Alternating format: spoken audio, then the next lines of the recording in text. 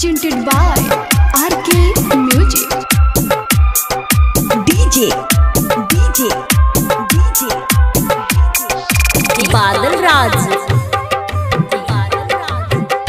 दर्द दिल के न कवनो दवाई बा, दर्द दिल के न कवनो दवाई बा।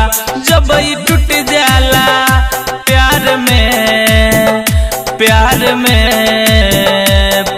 में हो यार बतिया मान लो हमार। यार मत करी हो प्यार होला जिंदगी बेकार, यार मत करी हो प्यार होला जिंदगी बेकार।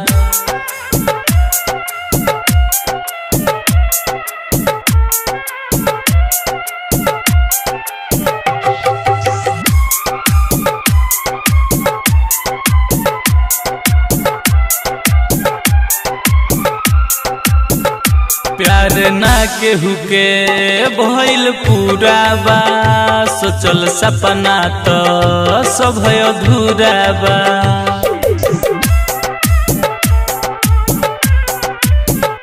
प्यार ना केहू के भइल पूरा बा, सोचल सपना तो सब अधूरा बा। पीरतिया के सहन पैब हो, केहू दूसरा से कहन पैब हो। यार के याद में लोरबा बही रात दिन, अखिया से नींदिया दिल से चैन जाई छिन, अखिया से नींदिया दिल से चैन जाई छिन। इश्क में सबके मिलल जुदाई बा, दर्द दिल के न कवनो दवाई बा। जब ई टूट जाला प्यार में, प्यार में हो यार बतिया मान लो हमार। यार मत करी हो प्यार होला जिंदगी बेकार, यार मत करी हो प्यार होला जिंदगी बेकार।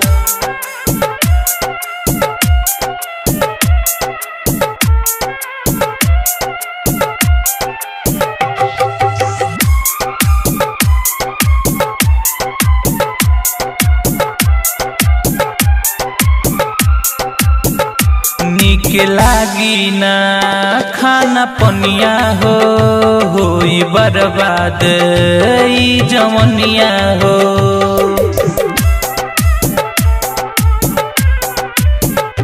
निक लागी ना खाना पनिया हो, होई बर्बाद ई जवनिया हो। मन के भाई ना जग सारा हो, पछतैब तू वो दिन बड़ा हो। सही बात कहस संदीप या वो मुपहरकाश, विनय रंजित या पंकज करो न विश्वास, विनय रंजित या पंकज करो न विश्वास। मौत से पहिले मरल बेवफाई बा, दर्द दिल के न कवनो दवाई बा। जब ई टूट जाला प्यार में, प्यार